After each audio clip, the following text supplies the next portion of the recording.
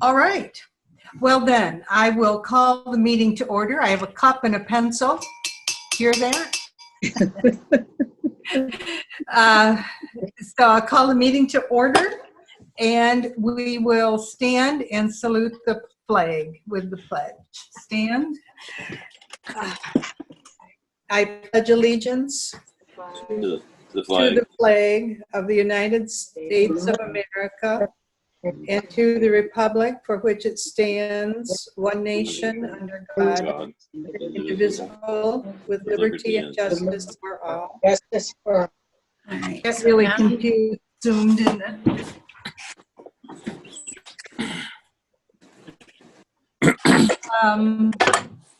Hello, all you public out there. Welcome to the meeting. And we also have two special guests, Dr. Vicki Ramos, Superintendent of the BOCES area and our BOCES area, and the person who helped us find Michael. And we also have Michael Poland with us today, who will be appointed our new superintendent in a few minutes. So welcome, Michael. Before, let's see. Let's have a motion first to approve the agenda. Linda, Jason. Okay, I saw two hands.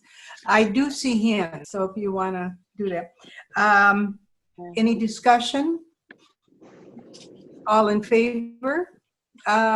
Raise your hands. No, I'm going to do a roll call, I guess. John? Yes. Linda? Yes. Tina? Yes. Jason? Paul? Yes. Isetta? Yes. Motion is passed. Before we start the business of the meeting, Scott, I think you and, I don't know, Megan maybe, or someone, you for sure, are just going to give us a little brief update on what's going on with our school and our long distance learning right now. Actually, you were right on Megan being the one to do that, so she's going to do that right now. Okay, good. All right, can everybody hear me okay? Yeah. All Great. right. So our teachers have set up Google Classrooms in which they can post assignments as well as interact with students through that source. They've been using Google Meet and Zoom, and they've been using that for face-to-face conversations. However, we have recommended use of this for individual or small group learning rather than as a means to teach a class all at one time. The state has made it clear that it's our responsibility to provide equal access to instruction. And if instruction is done over a Zoom that students cannot attend for any reason, that is not equal access. So teachers have been using recorded lessons, apps for skill practice, and digital platforms that provide lessons to students. Teachers are also hosting office hours where students can connect with them for support, whether it be academic or emotional support they need. And it's also important to know that paper resources have been provided to students that need it to learn, and all special ed students have a specific learning plan designed to meet their needs. And that's something that was started off at the very beginning when Kelly received some guidance from the state.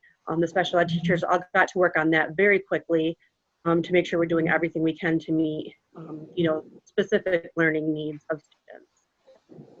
Megan, are they waiting the 60-day for permission and testing? No, we have to continue CSE meetings as usual. Kelly started those back up this week, Okay. and they have not lightened the burden of the initial evaluations.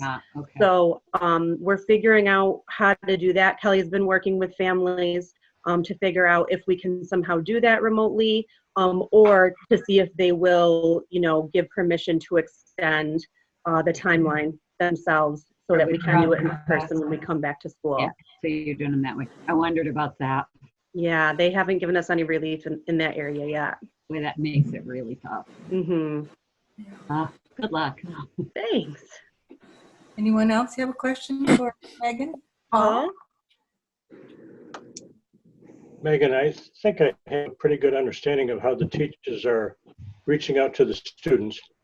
And My question is, and Scott mentioned that perhaps this is best answered next week, which of course I can wait. But how did the teachers get feedback from the students that they're actually getting the lesson or learning it? Yeah, so through the Google Classrooms, there's actually assignments and work that students can complete, and then they submit that back through the classroom. So teachers can see that, and they're giving them feedback on those assignments. And then also some of our digital platforms like IXL, the teachers can put in their recommended activities for the students to complete. You know, there's a lot of like math problems, math facts, fluency, that sort of thing. And so they can assign certain things to students, and then they can see how the students did on that right within that system. So they're getting that feedback digitally as well. Okay. They also can have chats with students over GoGuardian and different things like that. So and then we also do have a tracking system for each student that we do a rating of how much that they are either reaching out and interacting or completing work. And so we kind of have a rating scale for each student to see week to week how they're doing to make sure no one's falling off, or if there's a student who has consistently not been engaging, we have our MTSS system in place to really figure out how to support them and reach out to them and get them some help. That sounds great. Thanks. Jason? Just quick, did we have any luck getting additional hotspots for the students? Yes, so right now, everyone who had requested one has received them. That was for students and for staff who were lacking. They were all picked up by the end of last week. Great, thank you. What Eric was doing was finishing off a dozen or so that had come up over the last week since we had done the dispersal. So I imagine that we'll, just like having Chromebooks, we'll have continual either replacement, repair of those. And like I said, that's what Eric was doing, is preparing a dozen or so to go out. Great, thank you. Megan, I've heard on TV that some school districts, city schools in particular, are having issues with kids who just aren't bothering to do the online learning. Is that a problem for us at all? We have had a handful of students and families that we have not been able to get a hold of. I think we're at 6 right now that we know of. I've been asking the principals to let me know about that. And so what we've done is taken really more of a look at, is that family in need of something? Are they struggling? Are they having some issues at home? And so this week we started welfare checks, where we actually have the support of our SRO going out to make sure everything's okay and offer any support that we can to those families to get students interacting. Good. Good. Okay. Well, thank you very much for that update. No problem. All right, we'll move along then with the agenda. First of all, we're going to appoint our superintendent. Resolution is on your agenda. Is there a motion to appoint Mr. Bowen? Linda? Paul? Tina? Jason? John?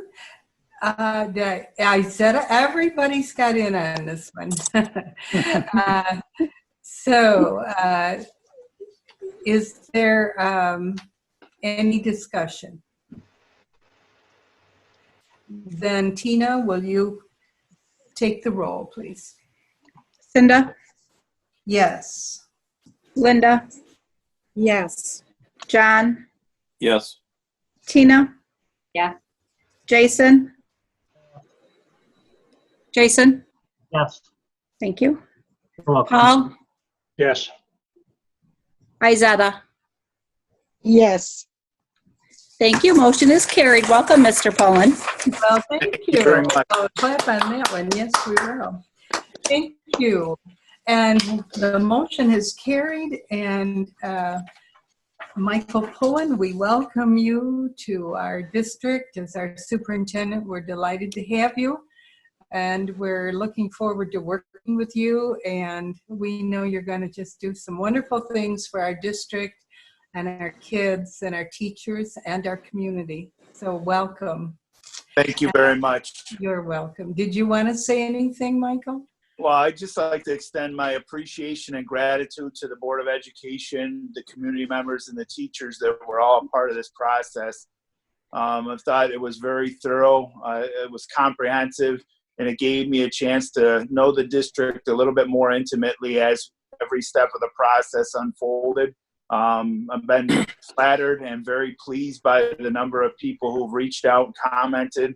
I have to admit I'm a little naive. I can't reply via Zoom, so I'm getting messages and people commenting on welcoming me to the district. That's all very flattering, and I'm looking forward to starting, and I think we're going to do some very good things together. So really appreciate this opportunity, and I'm looking forward to it. Vicki, did you want to say something?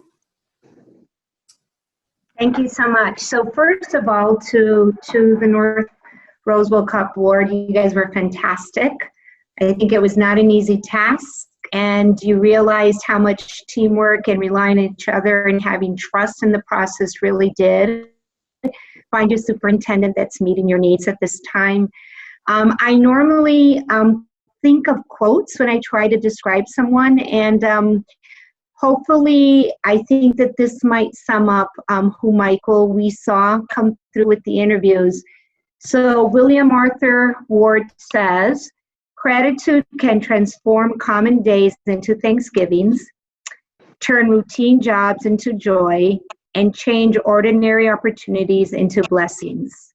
And if there's anything that we did notice from Mike was that he has a lot of gratitude for his past and his future, that he's willing to turn a routine job into a task of a lot of work and find joy in it, and that he is willing to have the task of changing opportunities into blessings for the entire district. So congratulations, Mike, on the appointment. Thank you very much. Thank you. Thank you and welcome again. Vicki, if you want to leave us now, you're welcome to do that. So thank you for coming. Thank you so much, and for the invite. Bye-bye. Bye. We turn to page 2 of the agenda, the consent agenda. Motion please to approve the consent agenda. John, Izetta, any discussion?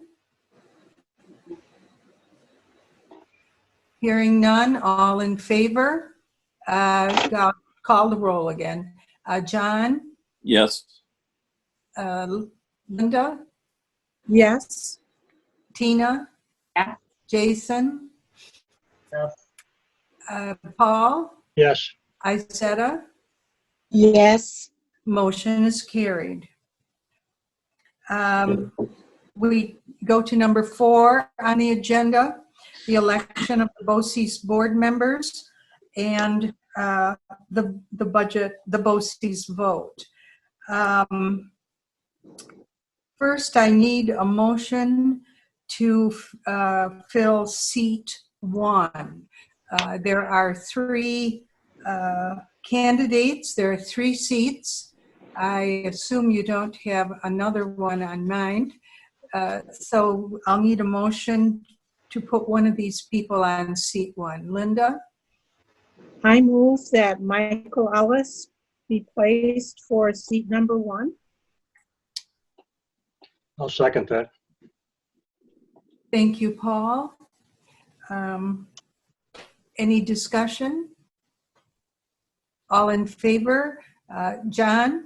Yes. Linda? Yes. Tina? Yes. Jason? Yes. Paul? Yes. Izetta? Yes. Motion is carried. A motion for seat 2. Tina? Yes. Did I see you say you do seat 2? Yes, I just need to say I make a motion for, Yeah. okay, I make a motion for Jeffrey Morehouse to fulfill right. the role for the BOCES Board of Education. Second, John? Discussion? All right, I'll call the roll. John? Yes. Linda, Yes. Tina, Yes. Jason, Yes. Paul, Yes. Izetta. Yes. Motion is carried. Now seat 3. Jason, you want to do seat 3? I'll make the motion to add Ann Morgan to the third seat to the BOCES Board of Education. Okay, a second. Yes. Who? John? Yeah. All right. Discussion? All right, I'll call the roll. John? Yes. Linda? Yes. Tina? Yes. Jason? Yes. Paul? Yes. Izetta? Yes. Motion is carried. Now, a motion to approve the tentative administrative budget for the Finger Lakes Board Cooperative Education Services, our BOCES. A motion? So moved. Linda, and a second? I'll second. Paul, thank you. Discussion? No. Then I'll call the roll. John? Yes. Linda? Yes. Tina? Yes. Jason? Yes. Paul? Yes. Izetta? Yes. Motion is carried.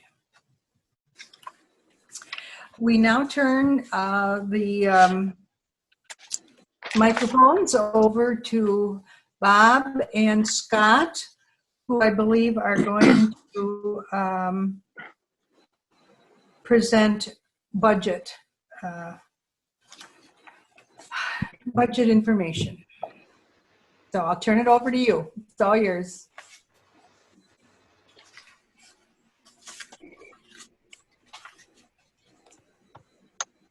Everybody able to hear me okay? Yes, thank Yes. you. Yes. Great. Yes. Okay, so we are going to go through where we are with the budget process as a follow-up to the meeting we had last week. First thing we're going to do is we'll basically do some review of the information we covered last week. And as we get further into this presentation, you will see on some slides in the top right-hand corner, it will say review. And that's just simply for your reference to see that's a slide we shared last week and we're just covering again. Those that are new will say new in the top right-hand corner. We'll look at some potential adjustments we can make to try to adjust our gap. I'll review the tax levy information again, talk about timeline, and then we'll take any questions. So as we shared last week, and as you can see, there's the green review in the top right-hand corner. When we started this process, we looked at our current budget, and if we were to roll it over and look at expenditures projected for next year, it was a difference of about $2.2 million over our current year budget.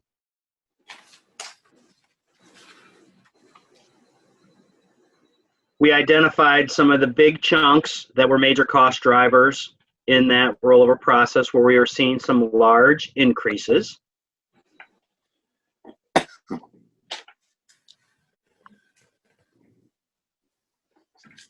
And we also talked about projected revenues with the state aid not being increased in the area of foundation aid as we generally see each year, and even having a potential for a reduction next year. That when we analyzed our revenue projections, we were looking at an actual small decrease of about $110,000. So for next year, less money coming in than what we projected a year ago when we built this year's budget.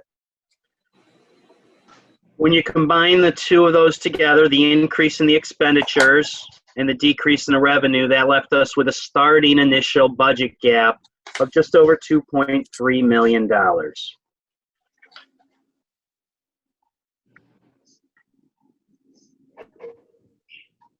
So this, again, is review, but just to lead into this, in terms of our review or look at prioritizing reductions, we first obviously want to make sure we take into account student opportunities, student needs.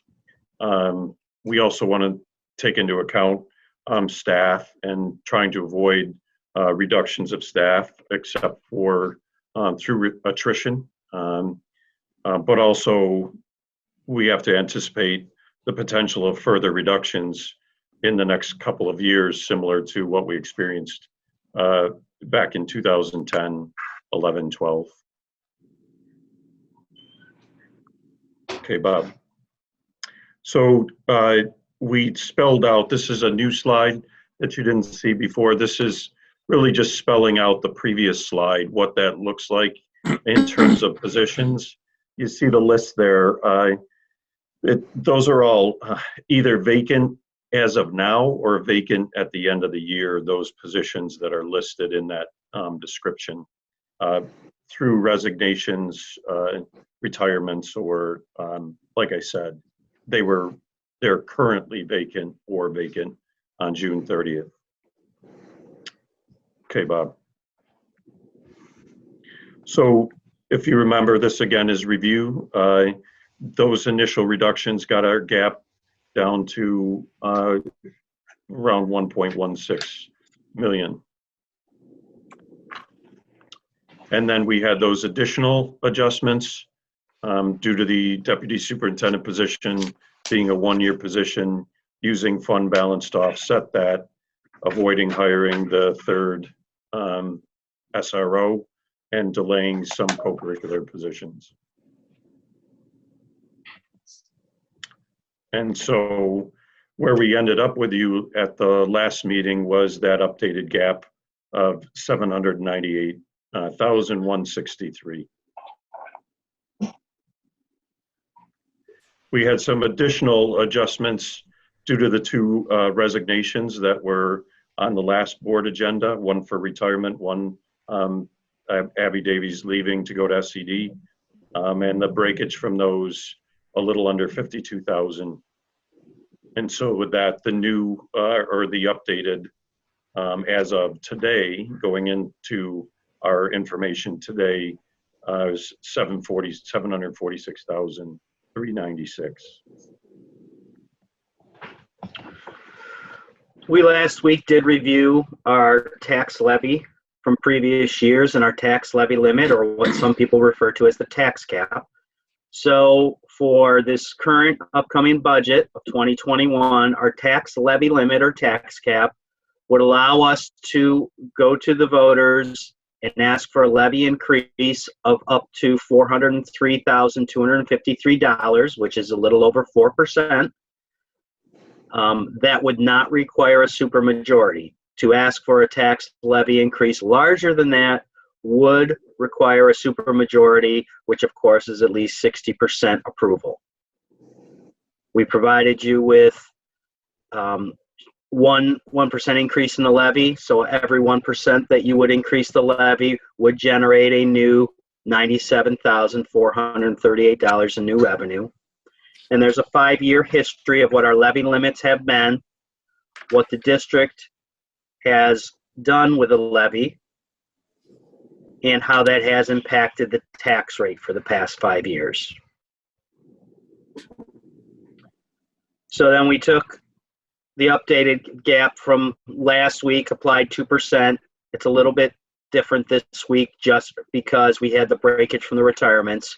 So for example's sake, if you were to go out with a 2% increase on the tax levy, we would still be looking at a gap of just over $550,000, which we would still need to do some adjustments to close that gap. So as we suggested, what we were going to do after the last meeting was to further review the reduction options that we have and prioritize those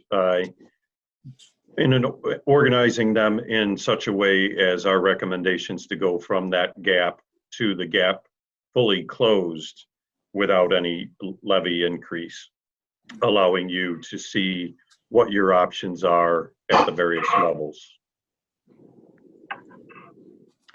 So the initial reductions are to get to the or just below the tax levy cap. And that's just a bit under $400,000. That's done through a science position, another math position, eliminating our BOCES CSE chair, MTSS coach, and one of 0.6 tech support. Those three pieces through BOCES. We would reduce a clerk position at the middle school. That's currently a vacancy, but it would come half and half out of counseling at the middle school and out of CSE. And then eliminating a music position that will be a vacancy as of June 30th. So again, that is to get from the current gap down to, go ahead, Bob, you can go to the next slide, down to the updated gap, which is a little over 350,000. And again, that's just under that 4% mark. I think that's 3.64% or somewhere around there.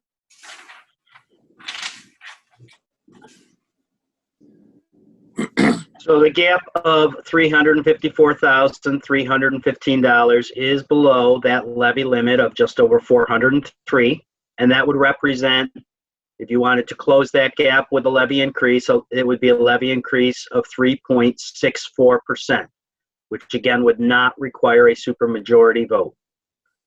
If the board decided that they were comfortable with a 2% levy increase, we would still have a gap of almost $160,000 where we would need to make even further adjustments. So this is these are the positions that we would recommend reducing or eliminating to move from the 3.64% to around 2%. That would be one district office staff position, which would be a layoff. Eliminating the second SRO, so we would make a cut down to just one SRO for the district, and then we would reduce two teacher aide positions, one of those being a vacancy and the other being a layoff. That would give close to that 159,000 that Bob was talking about, down to 2.07%. If you wanted to get to 2% or just under, we would probably use a portion of materials and supplies or contractual from a budget to get down to that point if you chose that was the level you would want to be at. If you want to move further from below 2.07%, the next package of reductions would be one special education teacher and one reading teacher. Both of those would be layoffs. And then moving from around 1% down to close the gap fully would be reducing one elementary ed position. And again, that would be a layoff. All three of those would be student intervention or student support pieces.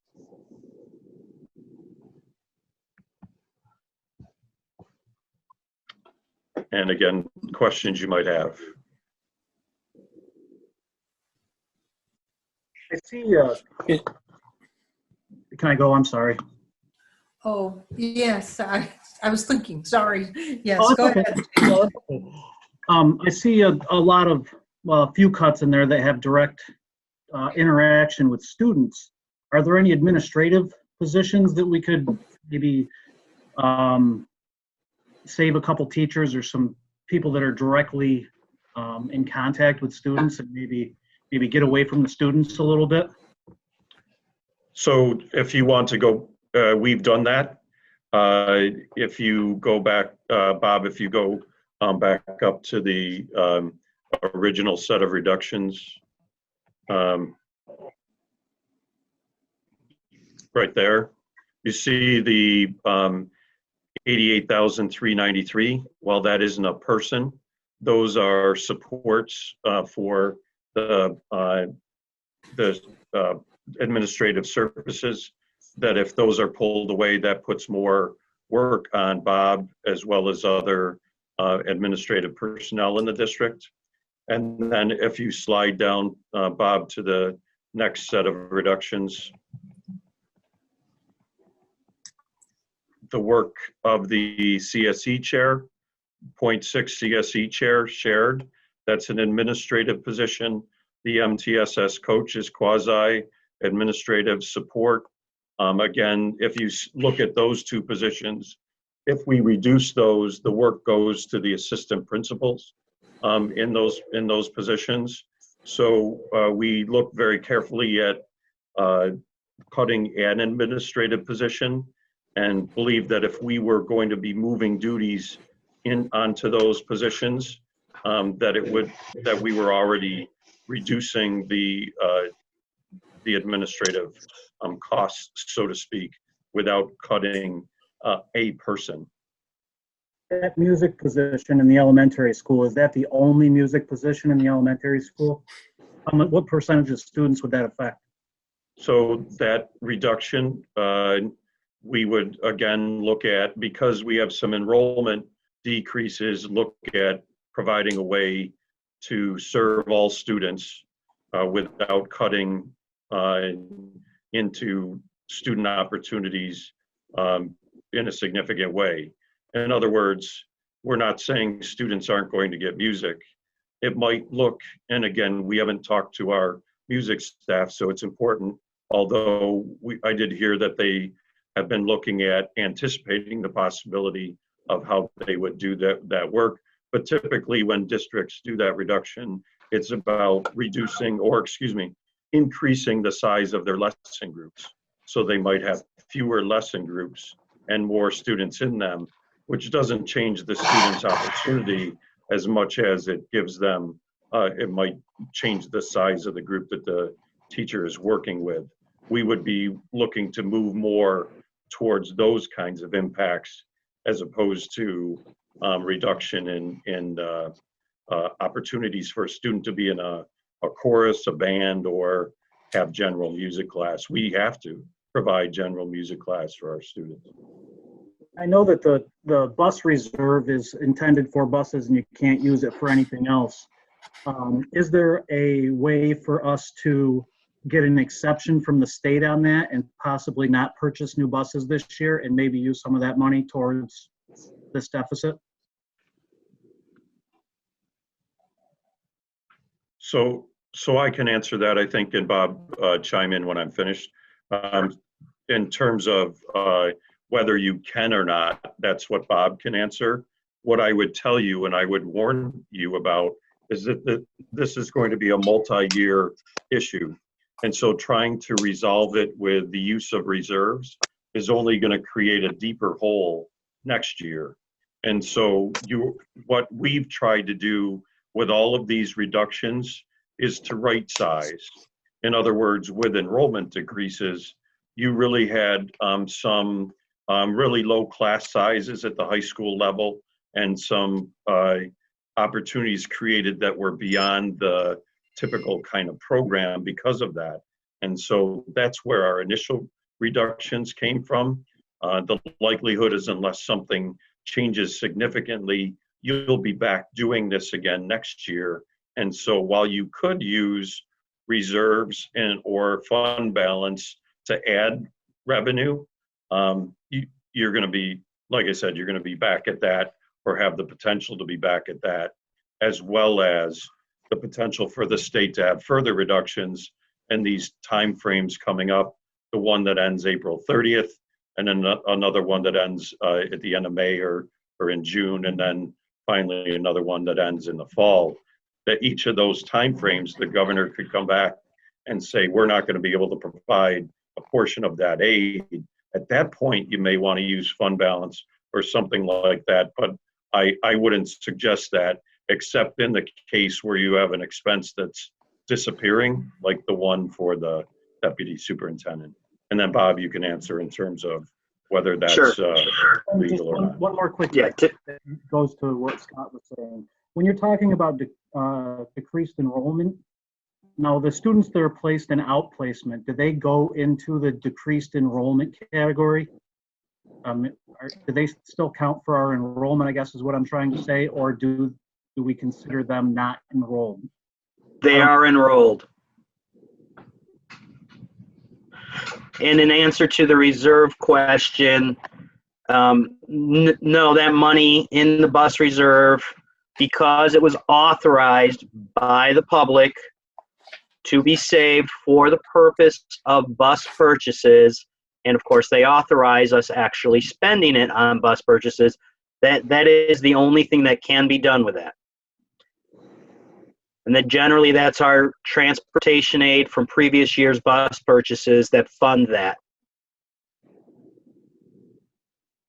So again, if this was going to be a one-year drop in state aid, probably Bob and I would be recommending the use of fund balance or a different reserve, one that could be used to cover any gap or a portion of the gap, but I can't in good conscience do that. Spending some time on this budget over the last couple of weeks, Bob, just a quick question, and because I'm sure you know a lot better than I ever thought of knowing. It seems as though, looking at last year's budget, retirement is one of the driving factors of this deficit. Correct. It seems like we cut the retirement in the budget last year. What was the reasoning behind that? You're saying last year's number compared to the previous year. Exactly. Without looking specifically, it's possible that was one of the years the rate contribution went down. And I also know that we last year, trying to put together the budget, really skimmed out some contingency. Tried to make a much tighter number. Is that, I mean, it looks like it's about $200 and some odd $1,000 we decreased it by. Is that leading to this year's problem?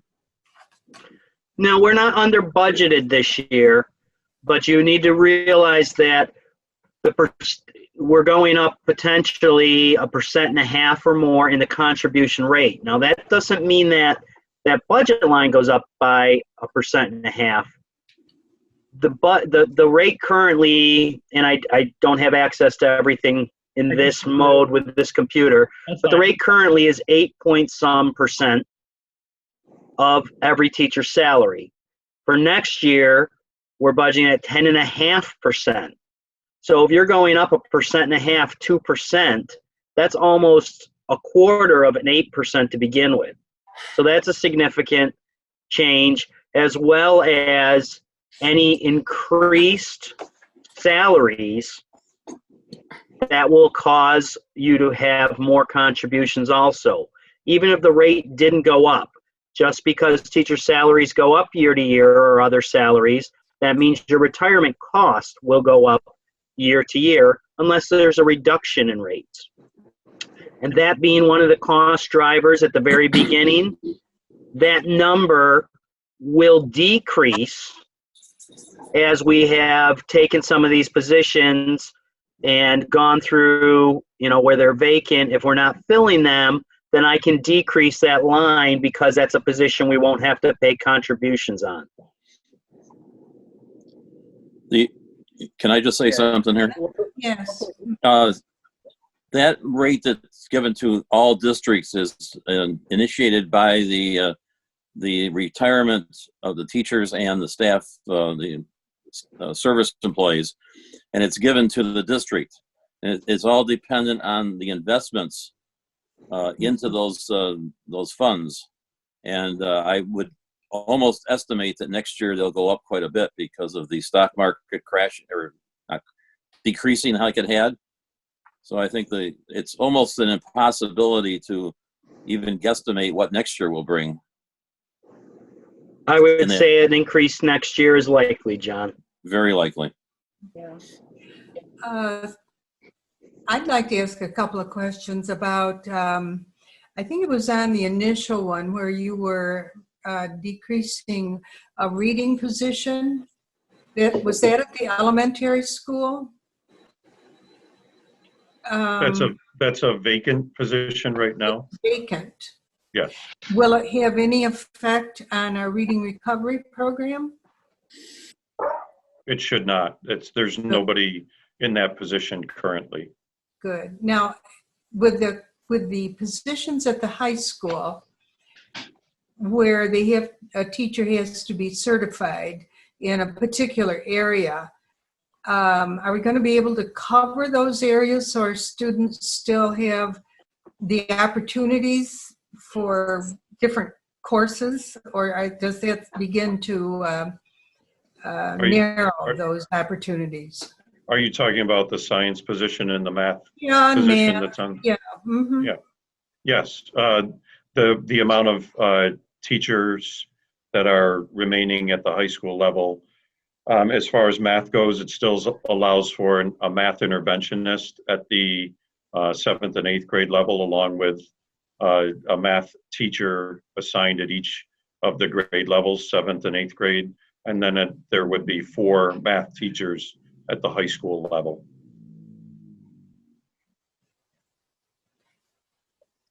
I think as we're considering what the cuts or whatever to make the percent that we need, we do have to keep in mind that we've got to keep a little bit of play here for when the state decides not to cut our funding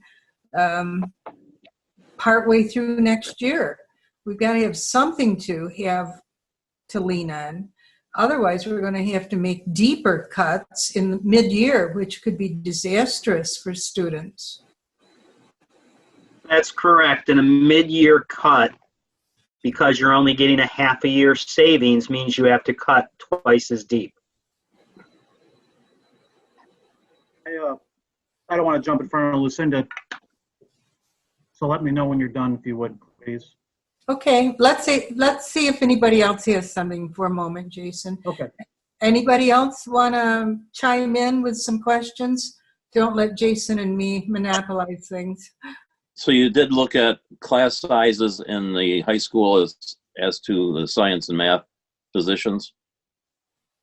Yes, John, just in terms of if you have one teacher and there's roughly 100 students per grade level, averaging around that, then you're talking about even to distribute those students, we would be well around the 20 students per class level if there were, say, 5 sections or 6 sections per grade level.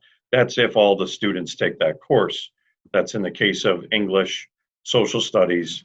We know that not all of our students take math. Our 11th and 12th graders who go to BOCES may take some math through BOCES, or they may not all take math in their junior and senior year. And then the same thing for science, which allows that if a student takes more than one science or science electives, there's still the opportunity. Again, we reviewed, along with the high school administrators, reviewed the schedule from this year, along with the enrollments for next year, to determine that possibility. Thank you. What it does, I can answer, certainly, is it reduces flexibility.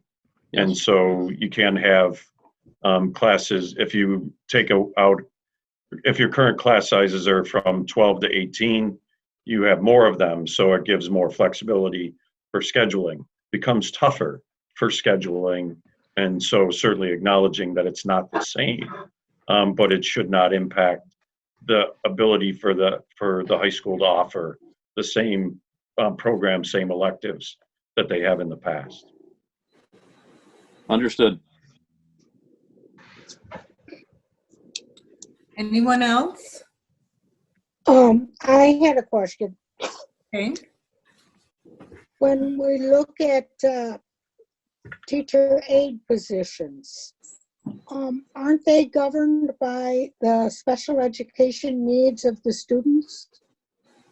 I mean, we don't have aides that aren't assigned to at least one student or maybe more. Am I correct? Megan, if you're on, can you answer to that, please? Yes, so these aides are extras. After we looked at all the students' IEP recommendations heading into next year and what we expect they're going to need, these are 2 additional positions that we would not need to meet IEP regulations. Okay. Keeping in mind then, if we have students coming into the district that need an aide, we would have to, again, bring that position back. Am I correct? Yes. Okay. Thank you. Cinda? Ms. Paul. Yeah, last year, this is sort of directed to Bob, who will, I think, be best able to answer it, but on our June 11 meeting last year, we had a resolution which authorized about $811,484 to go to different reserve funds. And then there was a little caveat, and up to $900,000 for the capital building reserve. So my question is, do we anticipate any extra coming out of the 2019-2020 budget? We will have some, and for example, where we're suggesting that we appropriate $250,000 of fund balance to next year, that would be where that would come from. Do you have I realize that we're in April and not June, but do you have an idea? I know the school lunch fund is probably going to be underfunded, right? I mean, we've already discussed that a bit. Well, and that is a totally different fund, although under the guidelines for the U.S. agriculture, that cannot, basically we have to make it whole at the end of the year or find some way to do it. And we generally take that from the general fund. Yeah, we plan every year to appropriate a certain portion to it. We try to keep it as small as we can. The fact that we have our shared director through BOCES and generate BOCES aid has made us a lot closer to breaking even the last couple of years. But there is a potential that this year we may have a large chunk that would come out of this year's money that the board would have to take action to appropriate that over to cover that. I'm trying to think, there's a few things. We're saving some money in a couple different areas here, but not a lot. You know, we're not running as much for fuel, but we've got added costs of, for example, those hotspots are pretty significant to purchase them as well as to provide the monthly service on them.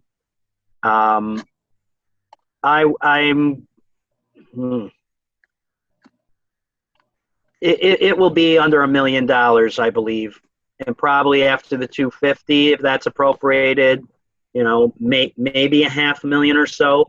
One of the reserves that, according to our funding and use of reserves policy, that we're going to want to look at trying to fund with any extra money at the end of this year is that retirement reserve.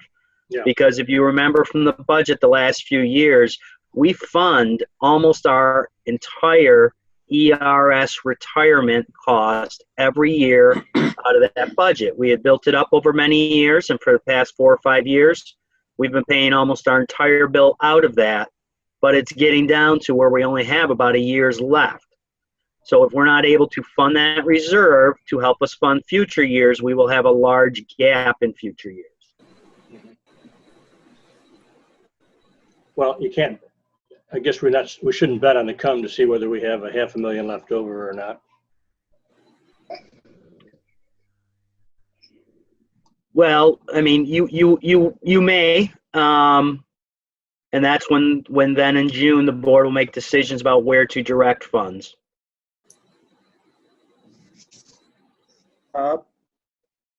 Yes. Looking at the budget update reports from throughout the year, I'll just give you the heads up. Everything that I'm going to talk about has nothing to do with teachers. So it looks like two accounts, 2253 and 2254 from July of 19 on. 2253, which I'm sure you're aware of, is school-aged with disability July and August. Those carried quite a substantial deficit through the year in the updates. Can you give me some ideas to what that means?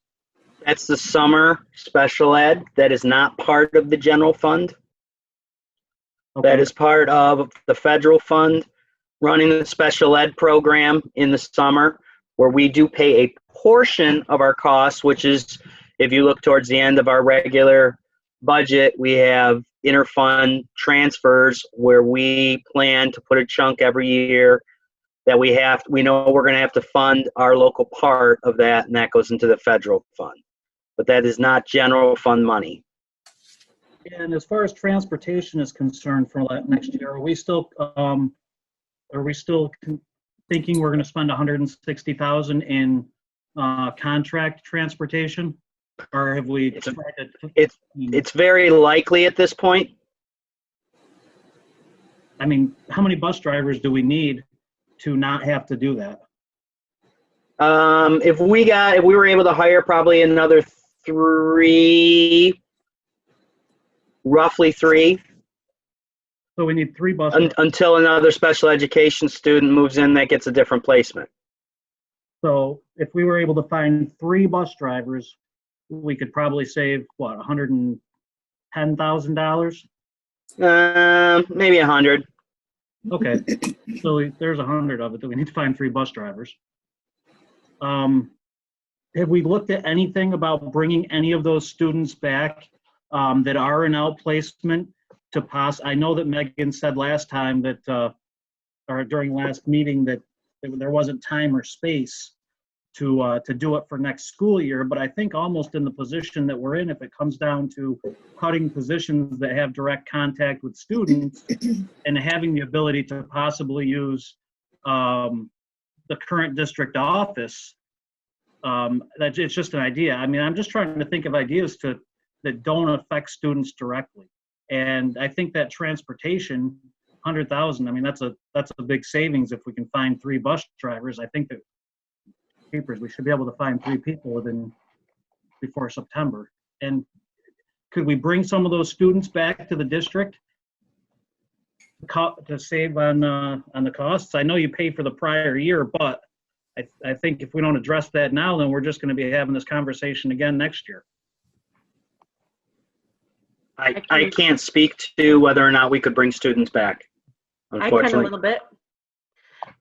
Because Kelly and I have been looking at that, and when we look at them, they are students who have gone through our most supportive environments, and we could not support them. So looking at the current special classes that we have, we would not be able to just bring them back and put them into a current placement that we have. If we were to open up a new classroom, we wouldn't necessarily be able to put them all in one classroom because you have to do it kind of by need. And then we would have to hire additional staff because most of the programs that we send kids to have behavior specialists and different types of supports built into that program. That's all a part of that cost. So I don't know that it would be a cost-saving measure.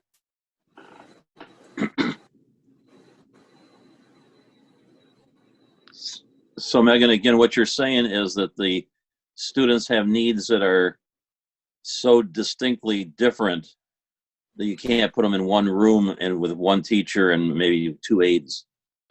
Right. So we're supposed to really group students by their need, and then we also have an age level. Age, yes. Yeah. So in looking at what their needs are, they were so unique that when we tried to have them in our classrooms, it did not work out for them to have the support they needed. So by law, we have to follow the regulations of the state of the testing and where they're most appropriately placed. Yes, and we do look at least restrictive environment because bringing students back to district would be their least restrictive environment. However, if they're not able to make progress, then we really are restricting their growth by putting them here if it's not appropriate. How many do we have out right now? If I remember correctly, it was 50 the last time I heard. Is that correct? No, I believe it's high 20s. Okay. And that, okay. So that I think it's like, I'll have to look, $2 million or something, I think. One of the things I can share too is that back in the recession, the Great Recession, that a number of districts attempted to move their students back into their district that had IEPs that warranted those placements, and many struggled with that. And as the finances eased, return their students back to our BOCES placements simply because they could not meet the students' needs.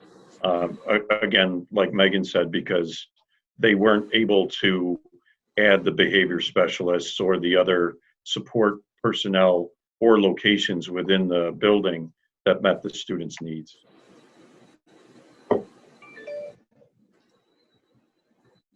This is Tina. What kind of an impact reducing the SRO is going to have on the total per student? I know we worked hard at getting a second one, and now to reduce it when we're going back to 3 buildings. How big a problem will that be? Well, I think, Tina, I think they're recommending going to just one SRO in the whole Right. district. Yeah, that's what I'm saying. So what Yeah. kind of an impact is that going to have on students? What are students going to lose by doing that? Students won't lose anything in the way of programming. It would be about the security and the safety, the idea of having an armed police officer in each of the buildings, which was the plan originally. Okay. So the SROs aren't providing a lot of direct programming for kids. Well, I wouldn't say programming, but I think that there's value in building relationships with the students, and I think our SROs do an amazing job at that. You know, I mean, right. I've seen scenarios where, I mean, these officers just take students under their wing and, you know, give them guidance. And I hate to see an SRO be cut within our district. I mean, going down to one, it's really not going to give that one SRO the time to build those relationships between the 3 buildings. But based on the way you have it planned, it's not going to have that effect on students. It's going to be more on security and that kind of thing. Yeah, there's certainly less, if you have less number of SROs, you have a less amount of time for those informal relationships like Jason was referring to. So there's a reason that second SRO is there and a reason for the third SRO to be appointed. It's one of those things that in terms of when budgets get tight, then you say, what has the least impact in terms of on student programming? But they're all valuable. No, there's no, certainly no, I don't want to suggest that you don't need or you shouldn't have one. It's the terminology of, is it mandated? No. Right. Is it a good service? Certainly. So it's DARE program, some of those things, will we lose those types of programs for kids or no? We shouldn't. There's a couple of programs that they run. I think I usually have given those lists every year. You know, there might be like a bike safety unit or internet safety.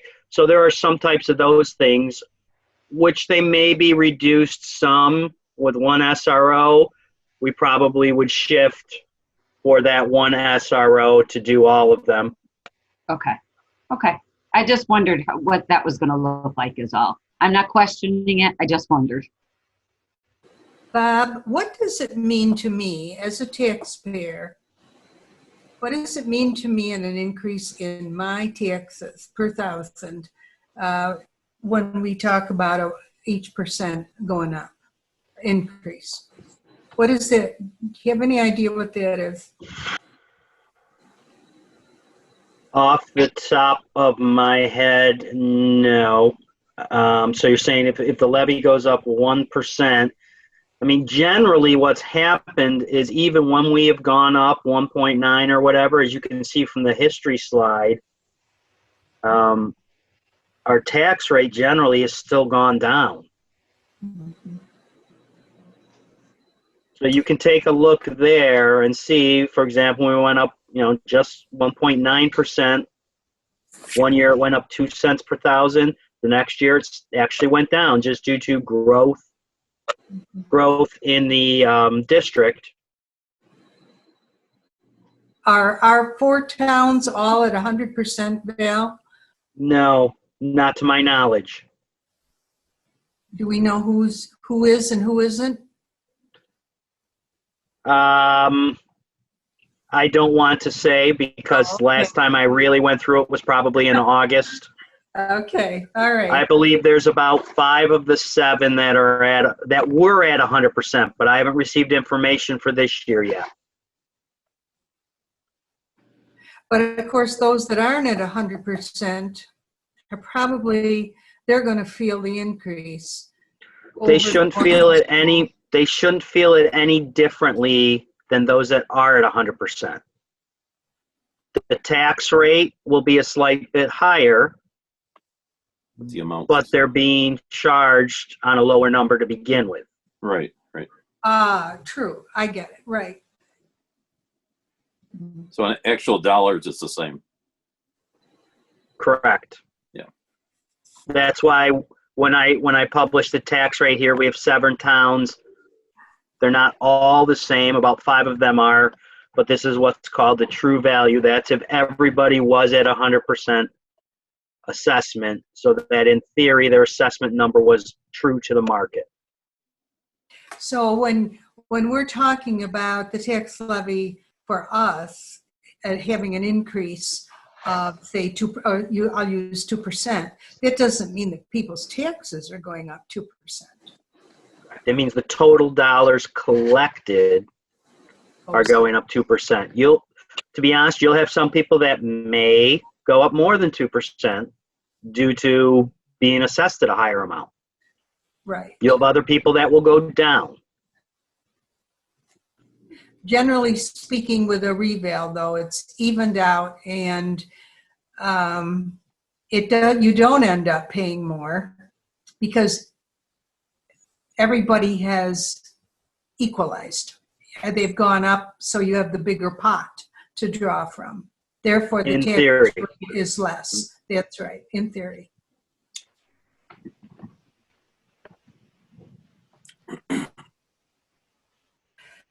Knowing that we're not going to get away from, at least this year, any alternatives to education with BOCES, are there any shared support services through BOCES for administration? Scott, do you know what I'm saying? Could we have a No. partial administrator that might save us, or a shared administrator, I should say? That's a possibility in some areas that we've looked into or explored.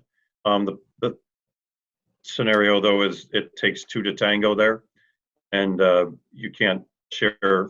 You have to have a partner for that, and so I know we've had some discussions. You can't really do that with principals or assistant principals, but some other positions potentially. But again, that's where you have to have more than one party willing to do that. Well, I would imagine that there's going to be other districts in the same boat that we are if this is a revenue-based problem. Right. What other positions are potentially able to be shared positions?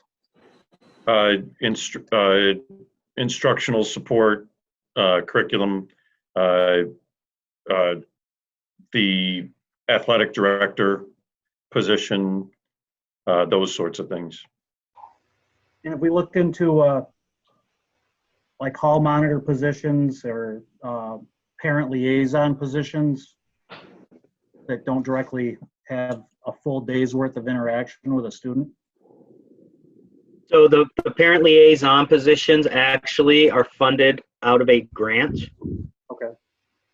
And we don't have any real hall monitors. We have a couple, we've got some monitors that generally are assigned for the most part either on the buses as mandated by IEPs, and then we have some that are in the cafeterias.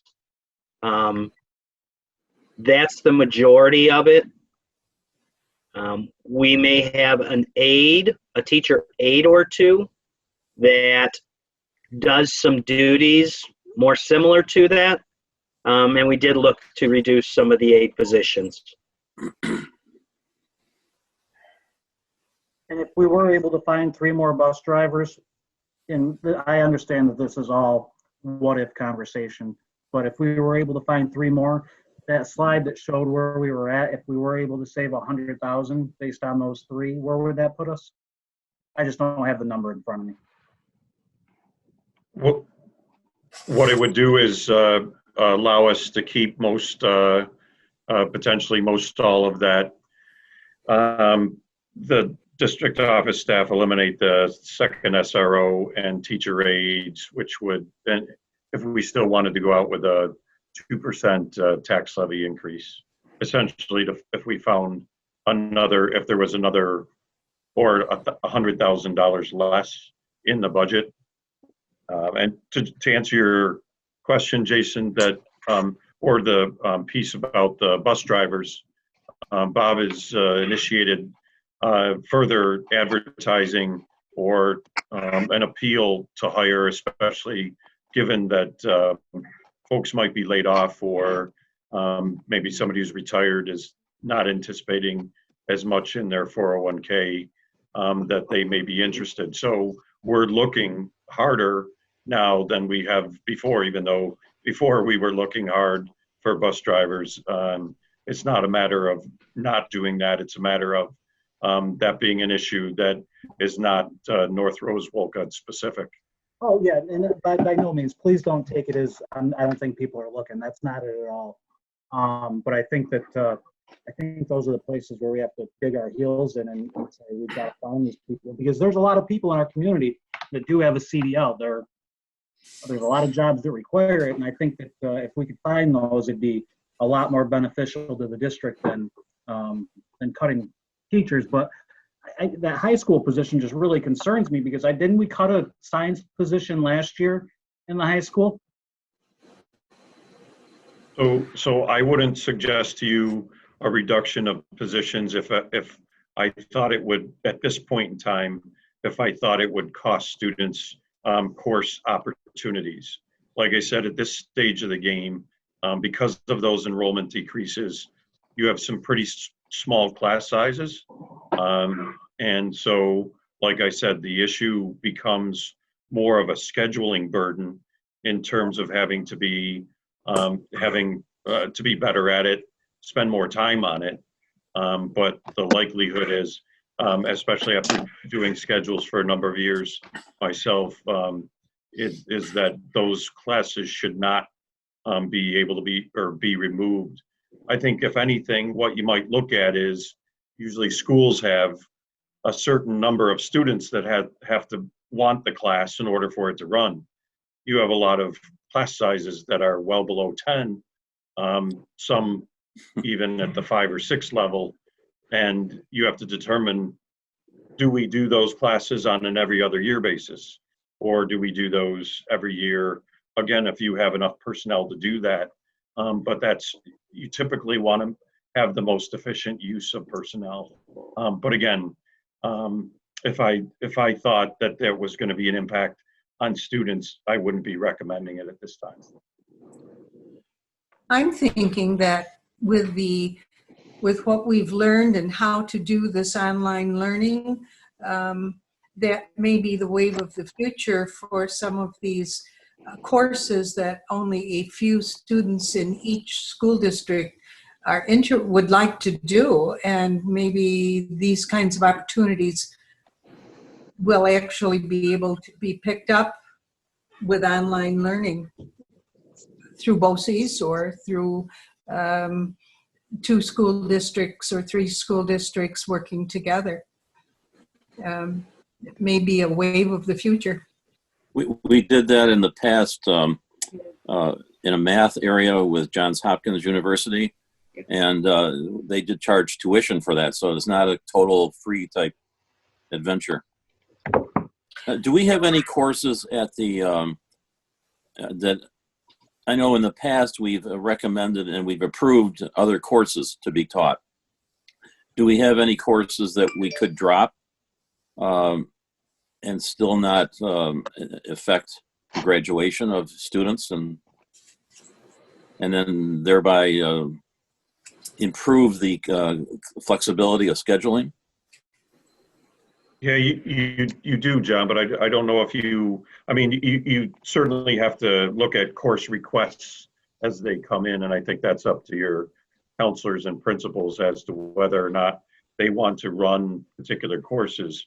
But as I look through your schedule, there are a number that are in the very small range that could be reduced. Again, they wouldn't have to be, and to be able to still run that. Again, some of that will be if you only have 2 sections of a course instead of 3 or 4, it's harder for students to fit it in their schedule. So that's that. What you run up against in terms of conflicts. We're not reducing any of our services for the vocational areas in high school, are we? I didn't see anything listed, but no, and nothing implied there. Right, technology. No. No, good. Okay. On the screen right now, I see the tax levy of a 2.07. Is that what you're all seeing? Yes. There was a lesser one, was there? The next slide down. Okay. What, our Board of Education budget, though it's not a ton of money, it's a fair amount of money to a lot of people. What could we cut out of our Board of Education budget that would help a little bit? Seems like that's up around $40,000. Yeah, and that's based on being overspent this year by quite a bit. Basically, I don't know what increased conference attendance, etc. We have our financial advisor that actually some of the stuff associated with the capital project comes out of that as they do the plans. So we had a little increased cost there. So let's just take it to the extreme. If we cut out all conferences for the next 12 months for the Board of Education, how much would you think we'd save, Bob? I really can't answer that. Just because with the Zoom and stuff, I don't have access to any of my information. A few thousand, maybe 5 to 10. I don't think we ought to be cutting that with a new superintendent coming on. I think we're going to want to have our retreats, our things that we learn to work together. I really feel that for us to go through and cherry pick at this point, we've had Scott and Megan and Bob really working on this, and I think they've done the best they can. I guess my personal, based on the past experience on that slide early on of the 5 years of the tax, the levy increase, that was a 2, that was way back where, I've got it written down here someplace. The one that had the 2% increases for the 5 years, and the effect on, it wasn't the gap one. Oh, there it is. Right there, right there. Mm-hmm. The tax levy, that was the 1.9 the levy, or was that the increase? The increase in the levy. The increase in the levy. That was pretty stable. My preference would be to go with that. We have a 2.71, I believe, was the one before the last. Yeah, but the 1.9 won't fill the gap, Lucinda. 1.9 doesn't fill, but the 2.7 did, didn't it? No. So No? let me make sure it fills the gap given those decreases that you've seen on the previous slides and this slide. What it preserves, Bob, if you flip down to the next slide, a 2% increase preserves these positions.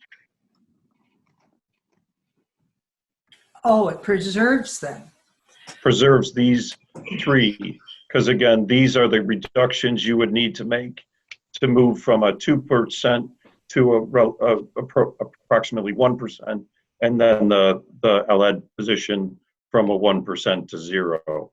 So these positions are preserved with a roughly a 2% levy increase. It's if you roll up to the slide before, these are the positions that we would need to reduce to get to that 2%, as well as if you bump up a couple of slides to that list before that, those positions need to get us, these we were eliminating just to get to where the levy cap was at just around 4%. It's kind of reverse logic, isn't it? Yeah. To some degree, yes. Yeah. Could I answer or comment on Jason's question before? Because I think in many cases, that's one way to look at budgeting in terms of looking at pieces that you could remove. I think our challenge this time, Jason, was did we find an expense that we could live without for multiple years, 3, 4, 5 years? And so looking at when you said, can we go without conferences for a year? Yes, there are certain things we could have looked through the budget and said, yeah, could we go without materials and supplies for a year in certain areas? Definitely. However, this isn't a 1-year issue. This is going to be a 3 or 4 year issue in order for us to get back there. And so we want to make sure that we're not putting the district in a position to have to either go without something that they need for multiple years, or to have to reduce something else ultimately to get back to where you need to be in terms of the supports, whether it be materials and supplies, contractual or other.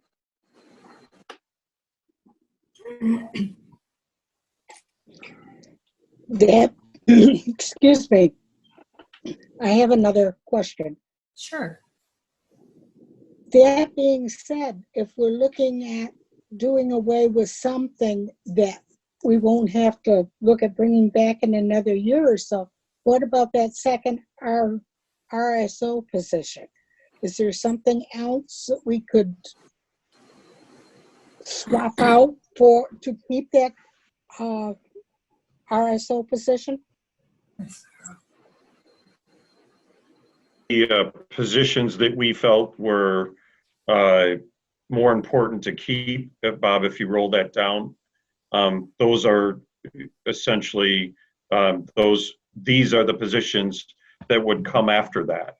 So if you flip down to the next one, those 3 positions, if you felt that it was more important as a board, you could direct us. I'm going to recommend as the superintendent that I don't feel that it's as important to have that SRO as to maintain these positions here. Okay. So that's my recommendation to you as the superintendent. Okay, and I respect your opinion. You've done this for a lot of years. So thank you very much.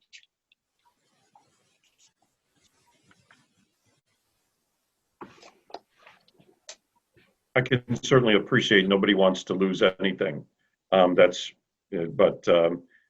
We had to, and this wasn't just Bob and Megan and myself. We involved the principals and Kelly in this discussion as well, because you're talking about the whole district and looking at the impact on the whole district.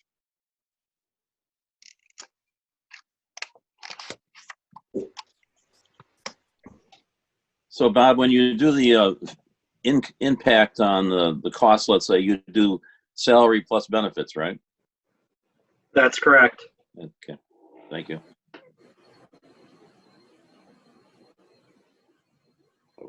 With the loss of an elementary education teacher, what does that do then to class sizes? Is that a big effect? Are you talking about the position that's listed going from 0.81% down to a 0% tax levy increase? Yes. So that person right now is doing work in student intervention. Or I should say that position is. It's not necessarily going to change class size, but changing that position would reduce the amount of student intervention that could be done. Is that academic or disciplinary or Academic, yes. And then with that, you've also lost your reading, an extra reading support teacher. That's heavy. I wouldn't want to do that. So again, You always have that's to why look these, then at your test results. The state is still going to want kids to learn, you know. Yeah, right. I think So- what goes so with I- both of those statements is these cuts are on top of not filling the vacant positions as of right now. So how many vacant positions do we have? I mean, we've had a slew of resignations over the last couple months. there's 4 currently vacant positions in the budget where there's nobody filling them currently. There are 6 positions that will be 6 additional positions that will be vacant by the end of the year. Those are the positions that won't be filled.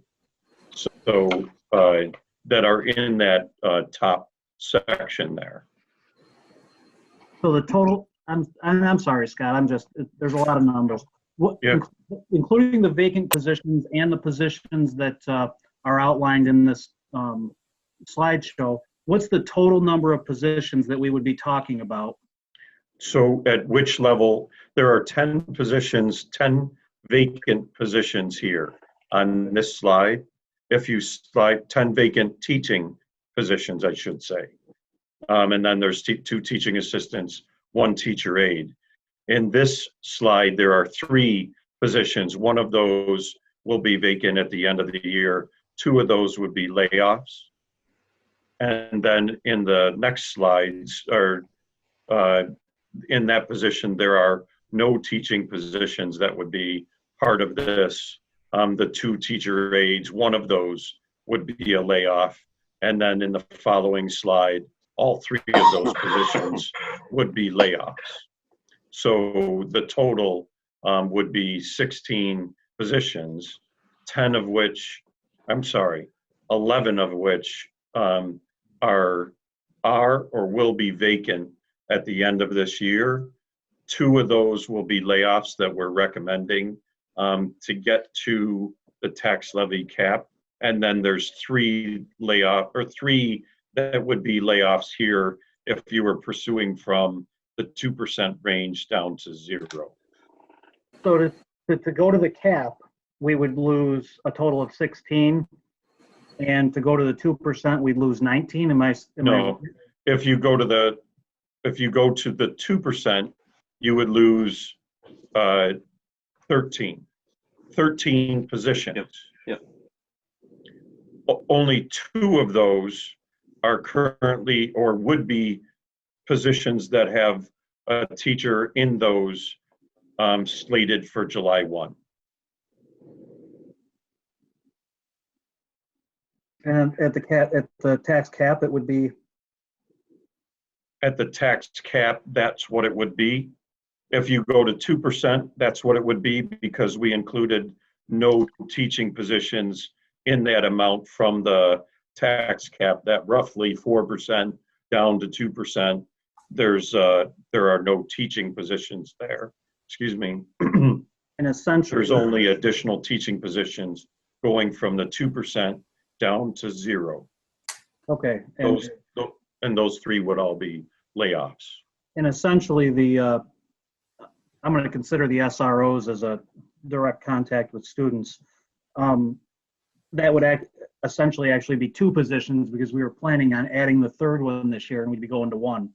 So it'd be like Correct. it'd be like 15. Well, you have if you scroll that up, Bob, there would be in that move from, back down to the 364 to, Right, so right in there. that you still have one teacher aide position that is current, that would be a layoff. The other is a vacant position. And then going back up to that other slide, you would see there are positions there. I'm sorry, I thought we had an assistant position, but that's a clerk. I'm sorry. No, that wouldn't be the case.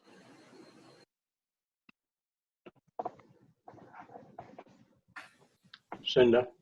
Yes, sir. Paul? Yeah. Both Scott and Bob are saying, again, this isn't just a current year situation, it's a continuing situation. I'm wondering, and as Scott just said, I don't want to lose anybody. I don't want to cut anybody, I don't want to lose anybody. But should we be planning for the worst? In other words, we simply don't know what's going to happen this year. We have, again, 30 April is one situation for the state. Then we have the two other windows where they could cut more. I'm wondering if we should just, plan for the worst and hope for the best. What do you mean by that? Yeah. Okay, I mean, go to zero tax levy. And again, if it's not going to get any better, we might as well start where we can. If you went to zero, then you have to cut all these people, all That's these programs. That's correct, yeah. Then I don't like that option. I don't like any of them. I don't like any of the cuts. But if it's going to get worse, I'm just saying, should we start now? So, Paul, you're saying so that we would be prepared and not have to make cuts later on. Pretty much, yes, ma'am. Okay. All right. I understand what you're saying. But now. the money, but it's different when you're budgeting this. Right. Mm-hmm. That's a different scenario. It's not like you can take this money and pocket it somehow into a code in the budget that it could be, the emergency fund or something. It doesn't work that way. So if I could offer, one of the things that you could do as a board is to look at the expense budget. That's what you're approving, is the expense budget up to a certain amount of money. What that does is it triggers the funding for that. You need X amount from your tax levy in order to take care of that after all the other revenues. If the state were to renege on some of the aid pieces because of their budget situation, that doesn't mean that you can't further reduce the costs, even though you've approved a expense budget of a certain amount of money. That is just prudent stewardship. If you know that you're not going to get the revenue that you expected, then you would, and Bob and Megan and I have been working on what are other reductions beyond what the level that you have there, so that you're not scrambling if for some reason in September the governor says we aren't going to have this money. At the same time, knowing that the governor could say we don't have this money, but the federal government could come in and say, well, we're going to support that. So you still have that expense budget in place in case you get that other revenue from a different source. I don't think you want to cut your expense budget down so it doesn't provide that. If you got revenue from another source, you would have to amend your budget in order to add back positions. And I think you want to leave that room and allow Bob and Mike and Megan the leadership of and the stewardship of taking care of it in case that additional revenue didn't come in. What would those reductions be like? You would also be in a position in the summer, in the fall, to know actual enrollments, changes in special ed in other areas. Maybe you do have additional drivers, and at that time you'd be able to adjust that cost as opposed to something like one of those positions. I guess I don't know if that answers your question, Paul. Well, it helps. So you can't go up in your budget, but you can go down. In other words, if you don't get enough revenue in, then you have to cut somewhere. Right, but you can't, if you reduce your budget down to a level, then you can't spend beyond that unless you go through the process of amending it. Yes, sir. Okay, thank you. And when you go to the voters to approve a budget, you're approving the total amount. You're not approving that, that it's the breakdown is going to hold. Right. This is the breakdown they're giving us is so they can estimate what we probably are going to spend next year. Yeah. But how that money can be moved around throughout the year. One more question then. If we go to where we zero it, again, I'm not necessarily suggesting we do that right now, but if we do, what does the total budget end up? Is it down to around 31 or is it still at 33? It's at the top of the page there. It'd be 31,559,171. Got it. Thank you.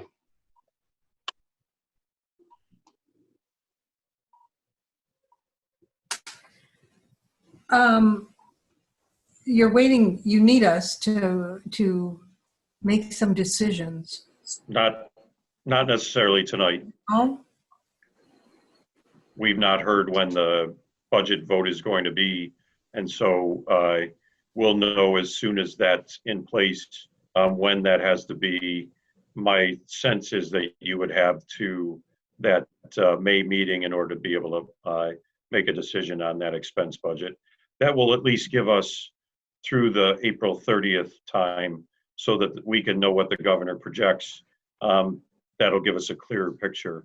And also may allow for the chance for the federal government to come up with a stimulus package that may provide the revenue to close that if the governor does propose reductions. So we're hoping that those two things can play out before our next meeting. In the meantime, well, never mind. I think you've done a phenomenal amount of work in figuring this out.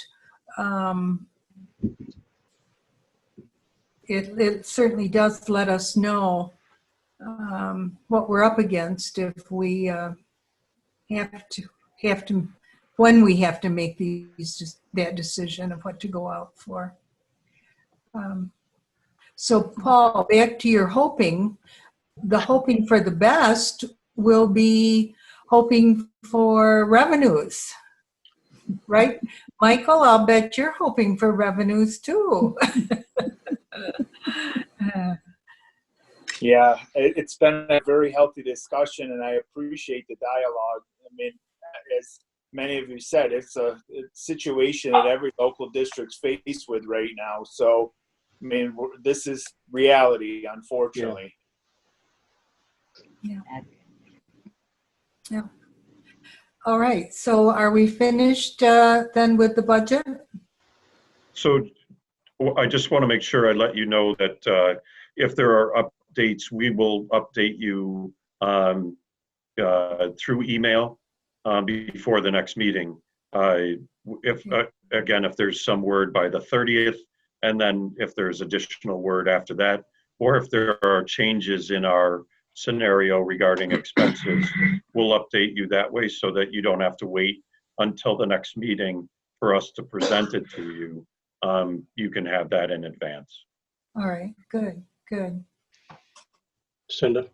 Yes, Paul. Yeah, thanks, Scott. I'm glad we don't have to vote today. I know in some cases it's just kicking the can and we're going to have to vote sooner or later, but I agree that waiting till after the 30th makes good sense, and we'll have more data then. I would really like when we do get to that final meeting that we have to make decisions, if maybe we could have the presentations hard copy or on another computer if some of you are using two computers, so that we can peruse them and maybe feel a little more in control of what we're looking at. No, our plan is to send this out to you after, but we've been making adjustments to this right up until maybe about 2 o'clock today. maybe later, Bob, I think. So we didn't want to send something out premature to you, but we would want you to have a chance to digest this before you have to make a decision on it anyway. Yeah. But undoubtedly, it's going to change from the presentations you've given us today. It'll change when you're more firm and hopefully on the revenues. Well, certainly on where the state's stance is, I think we've been pretty thorough in terms of our work with the administrators, the principals, and Kylie, like I said, in terms of the expenses, but in terms of the revenues and potential cuts or additions, yeah, we hope to know more there. I was surprised to know that you're working not just for this coming year, but for 4 or 5 years out. Thank you for that kind of foresight. We need to, I hadn't thought about having to do it to that degree, but you're right. Cinda, Yeah. actually, I agree with that, and I'm thinking about how much work and preparation has gone into this, and it gives us a lot of food for thought, and we can see how at each level it's a little bit more drastic, and if we went to the 0 level, some of the cuts I can see could impact the strategic plan in terms of goals. I think it's true. So hopefully that's not where we end up going at this point. But thank you for all you've done. And I'm sure it wasn't a real pleasant task to put all of this information together, but it certainly is a sign of the times we're all facing. We're going to have to make some tough decisions, I'm sure. Well, I think from my vantage point, it's a great piece to be able to see and ensure Mike that he has a staff, an administrative team that's willing to work together. And like I said at the last meeting, this is a time where administrators can get territorial, or they can be supportive of each other. And this group has really worked collaboratively to come up with these reductions instead of that territorial nature.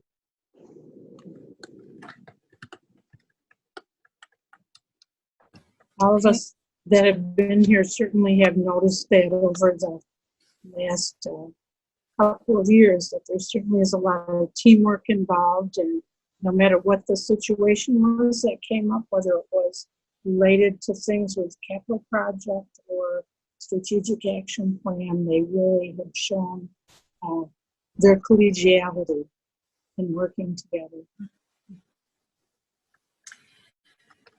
On top of that, I think we as a board really want to thank you, Scott and Bob and Megan, and all the staff, the teachers, for all you're doing with this shutdown that we've experienced, and that you've, the online teaching, it's got to be extremely challenging for teachers who are, had their plans all set and made where they were headed this year, and suddenly that was all changed.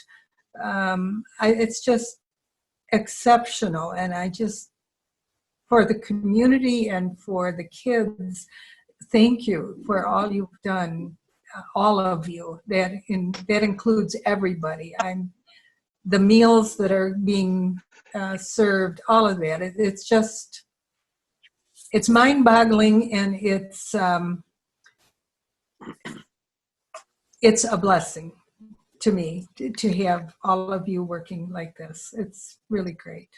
So do express the board's thanks to the staff. Anybody else want to say something on that? Paul, I see you. I, of course, agree with everything. And then just a special thanks, I think, for administrators that submitted those reports for our last meeting I just want to acknowledge, thank you for those reports. And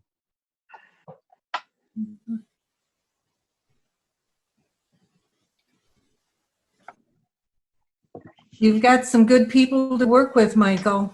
I can tell, and it's Yeah. clear that they put their priority on students. So that work is much appreciated. So I can tell we're in good shape. Yeah. And we'll be, now that have you on board, we'll be also getting together for the board and you that we can have a retreat and work together and figure out our goals and where we're headed, where we've been. Like a plan. But you can see from today's presentation a lot of where we've been and where we were headed up to this point. We want to keep moving. So, are we done then with the budget? And we're actually done with the agenda number 5, and now we're at time permitting for number 6 on the discussion. We only have about 10 minutes. I don't know about you guys, but I'm whipped. I feel like I've been through a knothole with all this presentation. I'm willing to move on if you'd like to. If you want to hit some discussion topics, or it's your call. We've got 10 minutes. Paul? yeah, with regard to our goals and the review of them, yeah, we don't need to do that today, but I would like to put that on the agenda for the future. You're talking about board goals, Paul? Yes, sir. I really believe in that one, that we should include Michael on that, because he's an integral part of our staff, or will be in the near future. And for us to do it alone, it doesn't make any sense. No, I would like to join us too. Right. Okay. Absolutely. Jason, do you want to comment on the goals or the discussion topics you had sent in at this point? Or do you want to give it a hold, or what? Starting at this year's budget, I really think that if the board agrees, we need to figure out some alternative ways to fill those vacancies for the transportation department. I know it's not our job to fill them. That's not what I'm saying at all. But if we have the opportunity to save $100,000 possibly by finding 3 people to drive buses, I think that's time well spent. Should we form a committee that works on that? Should we, what's everyone's ideas? Because that's the easiest way to not have to have cuts, in my opinion. It'll save something. Well, So- it's not really. Oh, Scott, sorry. So that's an operational piece, Jason. Yeah. So I wouldn't mind if there's any board members that have advice or want to individually check in with us on how we're pursuing those drivers. The more the merrier. But that's really not, in my estimation, a board operation. That's mine. So if you're saying to me, Jason, as a board, you want us to turn over every rock to get bus drivers, I just had that conversation with Bob about that earlier this week, and that's what we're doing. And so I can assure you, we would much rather spend the money on personnel or keeping the second SRO than we would on contract transportation. And that's what we're working on. Thank you. And I know it's not the best time in the world to try to change topics. And if we only have 8 minutes, I'm not sure when we're ever going to get to talk about this. But looking at this district long-term and building the community school that we all talk about, I think at some point in time we have to discuss community relations. Because what I ran across on the internet the other day just strengthens the fact that we have to build that community. That community feeling, and that can bring the community together within this district. Everyone got the reasoning behind wanting to discuss this. When do you think we can discuss community relations, Lucinda? Well, I think we ought to talk about that with Michael when we meet with him. He obviously, he would be the one in charge of that strengthening. That would be the same as with the bus drivers. I'm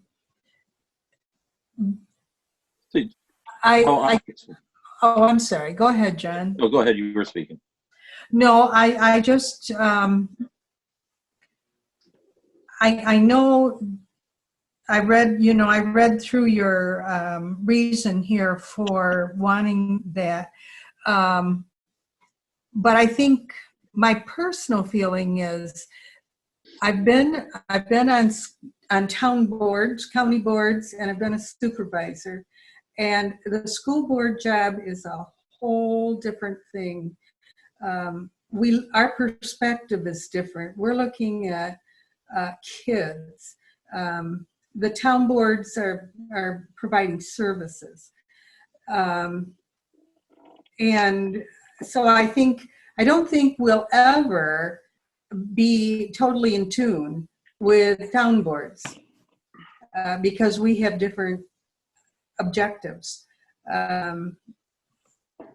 That's what I was going to say. John, what were you going to say? Well, I looked at the, excuse me, I looked at the board goals, and we have 7 of them, of which community relationship is in one of the 7. I think my opinion is that when we get Mike on board, he's going to be our employee who we can give him some goal setting that we all are in favor of it, of those 7. We don't have to do all 7, but we should entrust him to do the jobs that we want to have done, that we feel is important. And if we feel that community relations is important, then we should be working with him, and he should be our point person to come up with ways in which his staff can relate to the community in an effective manner. John, I don't think we had 7 this year. We had 7 last year. Oh, okay. Could have been, yes. Yeah, the website's not up to date with our goals. It's out of date. That's right. That's the one that's published on the website. Yeah, well, that's wrong. I know, but that's what people see. True. Yeah, no kidding. The ones that we adapted on September 24th. Well, in any event, if we had 4 or 5 or whatever, whatever we feel is important when we have a workshop with our new superintendent, we should entrust him with come up with ideas and perhaps assign things to various people in his administrative staff, and as well as we could pitch in with some of those things. So I think it's got to be a working relationship with our new superintendent on any of those goals. But certainly, Jason, that is a very important issue in our school community. Definitely, yeah. And by the way, I think part of our evaluation of our new superintendent, or of any superintendent, is going to be how well are you doing in that? So the questions should be, after we've gone through it for a number of months, is the question, how are we doing? What's going on in the district? And then we can have a dialogue about that with the person who is in charge of the district. Sounds great to me, John. And Cindy, may I ask Mike a question? Of course. Mike, will you be joining us for every meeting from now on? I certainly hope so. If I'm invited, I'll be there. Yeah, great. We have a couple minutes left. Going forward, is there any way that we could come up with a schedule as to what we're going to discuss at what meetings? Just so that we don't lose track or lose focus. I think that looking at some other districts, they have the year pretty well mapped out as far as when they're going to discuss budgets periodically through the year, when they're going to discuss different committee work throughout the year. Is that something that we can do going forward? Have some sort of schedule so that we're being proactive and not reactive? Well, I guess we certainly have had a schedule for the budget. That's been we've been working on that for quite a while. But I think that's something we need to work with Michael about. That's a good idea. I've often thought that the reports that we've been getting from the principals are they're overwhelming. And they must be overwhelming to write, so that it doesn't give us time to talk about the bigger issues that we should be looking at. I always keep thinking, what do they tell us? The board is supposed to look down from a 30,000 foot viewpoint, and I think the reports that we've been getting are so detailed. And when we were a focus school, that's what we asked for. We were concerned, and we really wanted to zero in on really what was happening.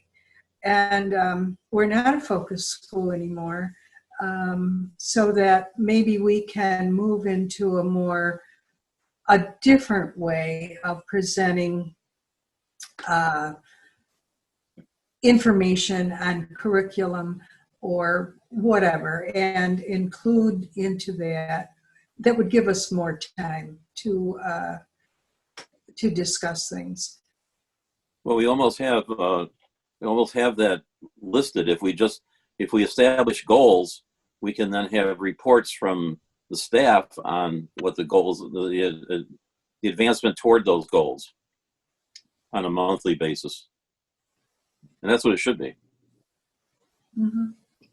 Scott, you had some viewpoints on those reports as well. I think you were, or maybe it was you, Megan. I don't know. No, I would just agree with John that, well, two things. One, and was that Jason had talked about the topics, and that's exactly the way you want to go. I would recommend that you using your retreat to structure where and how you want to do things. That's really your setting your operations. But then the second part of that, to answer your question, Lucinda, I think given that, then the reports are, like John said, how do they impact the goals that the board has? What do you want to know? I think is critical, instead of that shotgun approach of we're going to share everything and hope that some of it meets your needs. We want to target what are your needs as a board and provide the information that meets those needs.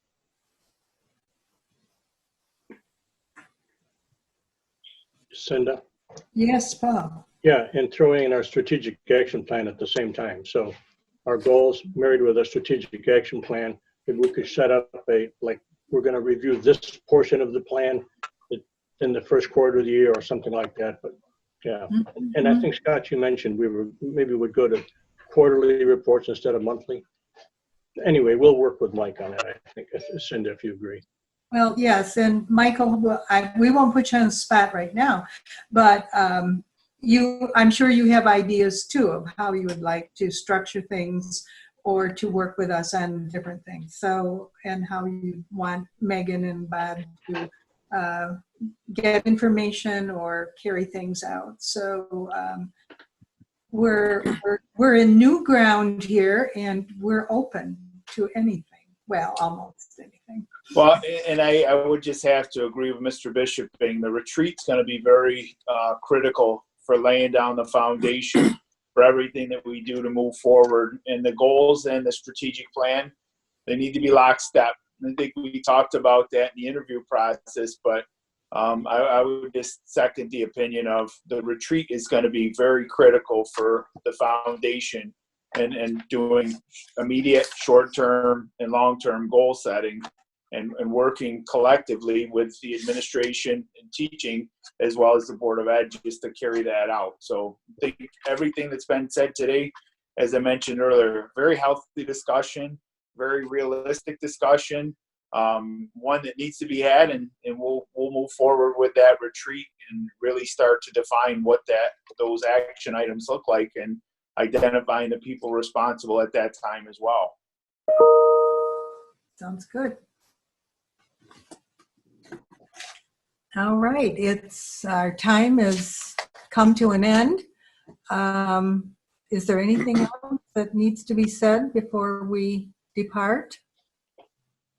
I would just like to add my congratulations to Mike and the district. It'll be a good marriage, and I wish him well, and I wish the district well in terms of Mike's hiring. So congratulations to you, Mike. Thank you very much. Is there a motion to adjourn? Make a motion. All right, Tina, was it you, Tina? Tina and Izetta, how's that? All right, any discussion? All in favor? Yeah. Wave your hands this time. Yes. Okay. All right, we're adjourned. Thank you and good evening. Have a great night.